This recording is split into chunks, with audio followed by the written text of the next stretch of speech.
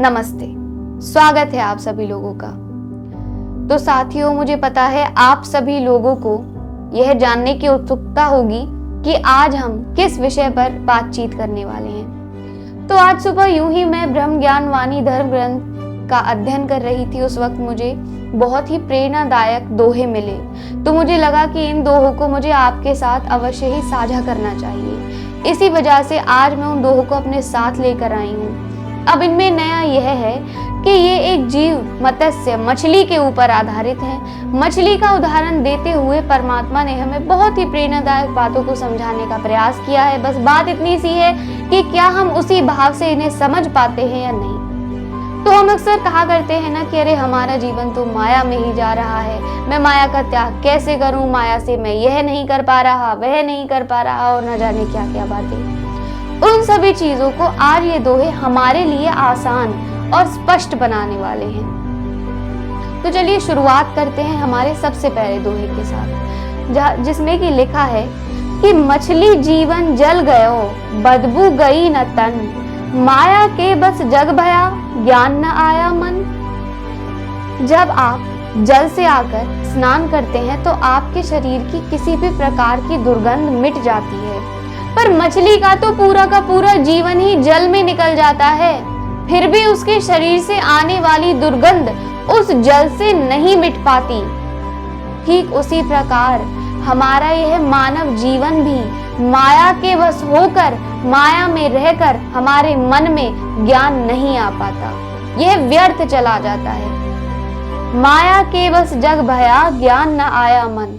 उसी प्रकार माया की उसी दुर्गंध के वश हमारा यह तन हो गया और ना ही हमारे मन में ज्ञान आया और ना ही हमारे आत्मा में परमात्मा के ध्यान का निवास हुआ। मछली को जल याद ना, जल ही जीवन होए, अज्ञानी को ज्ञान ना, माया बस सब कोय। मछली को यह ज्ञान नहीं रहता कि जल ही मेरा जीवन है। उसी प्रकार हमें भी कहीं ना कहीं यह गलत फहमी होती है कि हम माया के बिना जी सकते हैं। अब इन दोनों बातों को लेकर आपके मन में शंका हो कि एक ओर तो मैंने यह कह दिया कि हमारा यह नर्तन माया के वश हो गया, दूसरी ओर मैं कह रही हूं कि हमारा यह तन, हमारे तन के लिए माया आवश्यक है। देखिए, आप खुद सोचिए कि किसी भी चीज की सीमा से अधिक अति हानिकारक हुआ करती है। ठीक उसी प्रकार माया जीवन जीने के लिए अति आवश्यक है। आप खुद सोचिए कि क्या माया के अभाव में जीवन संभव है? नहीं, माया के अभाव में हमारा जीवन संभव नहीं है। पर गलती हम यह करते हैं कि उस साधन को हम जीवन मान लेते हैं। जीवन जीने के साधन माया को ही हम जीवन मान लेते हैं। यह हमारी सबसे बड़ी गलती है, जिसे हमें नहीं करना। सिर्फ हमें यह सोचना है कि इस साधन के द्वारा केवल और केवल हमें अपना जीवन काटना है, ना ही हमें अपने जीवन को इसके समर्पित कर देना। समर्पित तो अपना जीवन हमें केवल और केवल अपने परमात्मा के चरणों में ही करना है। नीति अपनाई नहीं, लई अनीति पाल, माया वैरिन पाप की, बुने जगत जंजाल। हमने जो सत्य नीति है वह तो अपनाई नहीं, हमने अनीति को अपना लिया। अनीति यहाँ पर असीमितता के लिए कहा गया है कि हमने असीमित तरह से माया को अपना लिया, और जो नीति थी जीवन जीने की उसे हमने बिसरा दिया। तो यह भी गलत रहा। माया ने फिर क्या किया कि अपना जाल बुनना प्रारंभ किया और हम उसमें आकर फंस गए।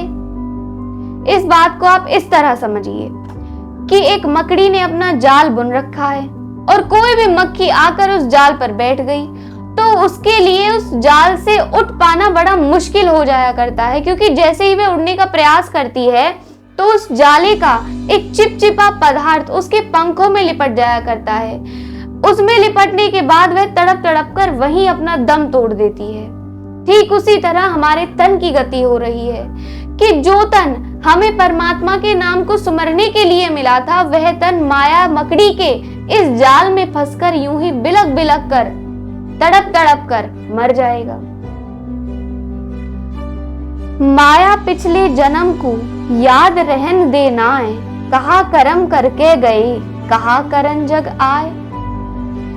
माया हमें कभी भी हमारे पूर्व जन्मों की स्मृति आने नहीं देती। हाँ, देखा जाए तो कई बार ऐसा हो भी जाता है कई लोगों के साथ कि उन्हें अपने पुराने पूर्व जन्मों की कोई भी याद हो, कुछ भी बातें, पर अक्सर ऐसा नहीं हुआ करता। अधिकतम संख्या में हम भूल जाते हैं कि हमने पहले क्या कर्म किए थे, और हमें माया यह भी बुला देती है कि अब हम यहाँ किस कारण आए हैं, हमें कौन से कर्म अब आकर यहाँ पर करने हैं। इसीलिए ब्रह्म ज्ञान वाणी रूपी परमात्मा का यह संदेश इसीलिए तो संसार में अवतरित हुआ है कि माया में सोए हम लोगों को वह जगाकर परमात्मा का ज्ञान दिला सके कि आखिर हमारे जीवन का सत्य उद्देश्य क्या है।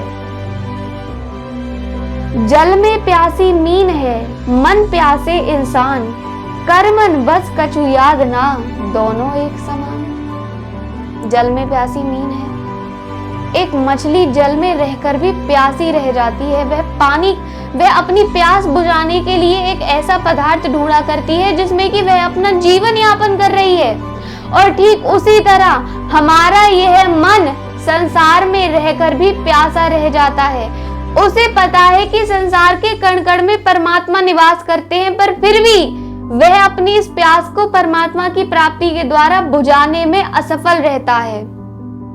अब सोचिए कितनी बड़ी बात यहाँ पर लिखवा दी गई है कि जिस तरह एक मीन जल में भी प्यासी रह जाती है, उसी तरह हमारा मन परमात्मा की माया में रहकर भी प्यासा रह जाता है। अब माया भी परमात्मा की ही एक दासी है। परमात्मा ने माया के प्रत्येक कण में स्वयं को बसाया हुआ है। बस बात इतनी सी है कि हमारे आंखों से जब यह पर्दा हट जाए और हम परमात्मा के साक्षात्कार कर अपने मन की, अपने आत्मा की प्रभु मिलन की इस प्यास को बुझा सके। तो चलिए, यह थी हमारी आज की चर्चा। मुलाकात करूंगी मैं आपसे एक नई वीडियो में। जब तक आप मेरी वीडियो को लाइक करें, शेयर करें, सब्सक्राइब करें। आपके मन में कोई भी जिज्ञासा है, कोई भी सवाल है तो बेझिझक मुझसे पूछें। नमस्कार।